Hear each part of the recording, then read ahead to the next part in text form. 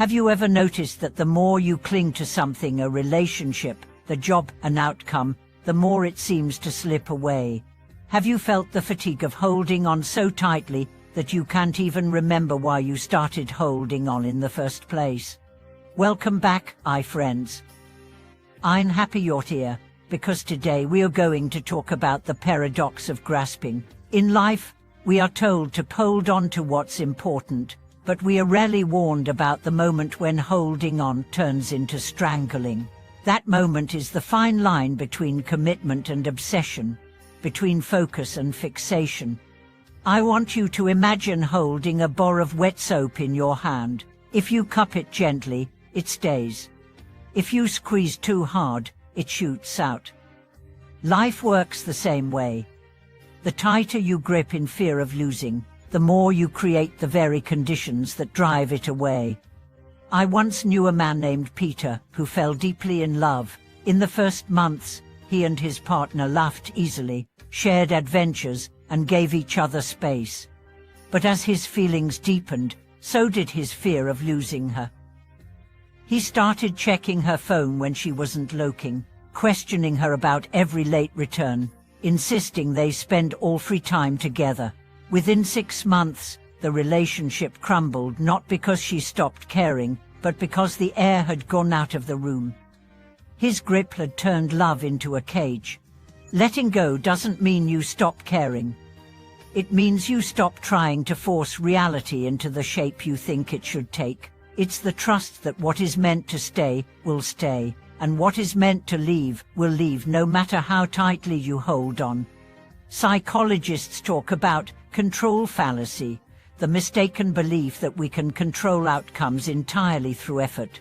Effort matters, but it's only one piece of the puzzle. Timing, circumstances, and the other party's own will all play their roles. Letting go is acknowledging that your role is important but not absolute. There's also a physiological element to this. When we are obsessed, our bodies stay in a state of stress. Cortisol rises, our thinking narrows, and our creativity collapses. We become less capable of finding the very solutions we need. Letting go, even briefly, allows the nervous system to reset, opening mental space for better choices. I knew an entrepreneur named Maya who poured everything into her startup. She worked 16-hour days, micromanaged every detail, and refused to take a weekend off. Investors began to notice her exhaustion. Staff turnover increased. One mentor finally told her, "Step away for a week. Let the team run without you." She resisted, terrified the business would collapse, but she finally agreed. When she returned, not only was the company still standing, but her absence had empowered her team to solve problems on their own. Her grip had been stifling growth. Letting go allowed it. In personal goals, obsession can turn a dream into a source of suffering. Think about someone trying to lose weight. When they focus solely on the number on the scale, every small fluctuation feels like failure. But when they let go of the obsession with the number and focus on nourishing food, enjoyable movement, and restful sleep, the body naturally begins to shift. The journey becomes sustainable because it's no longer fueled by fear. Letting go is also about boundaries. It's knowing where your responsibility ends and where another person's begins. If you constantly take responsibility for someone else's happiness, choices, or growth, you not only exhaust yourself, you rob them of the chance to develop their own strength. There's a story of a teacher who always helped her students finish their projects when they struggled. One day, a parent told her, "You're making my child dependent on you." She realized that by refusing to let go, she was preventing her students from learning resilience. She began stepping back, offering guidance instead of solutions. The students faltered at first, but soon they grew more capable and confident. So how do you begin to loosen your grip? First, notice where you're holding on from fear rather than from choice. Ask yourself, what am I afraid will happen if I let go, even just a little?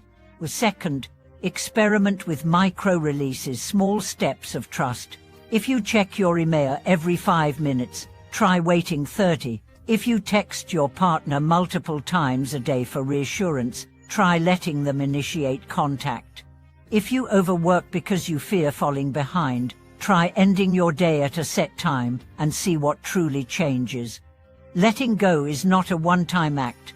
It's a practice, like breathing. Some days, you'll slip back into gripping too tightly. That's okay. Notice it, breathe, and loosen again. Over time, you'll discover that your hands, your mind, and your heart work better when they're open. My friends, life is not a rope to be gripped until your hands bleed. It's a river. Hold too tight, and you'll drown. Float with awareness, and you'll find the current often takes you exactly where you need to go. Thank you for watching this video. If this message helped you see where you can release your grip, share it with someone who needs that same reminder. And don't forget to subscribe and comment so we can keep exploring these truths together.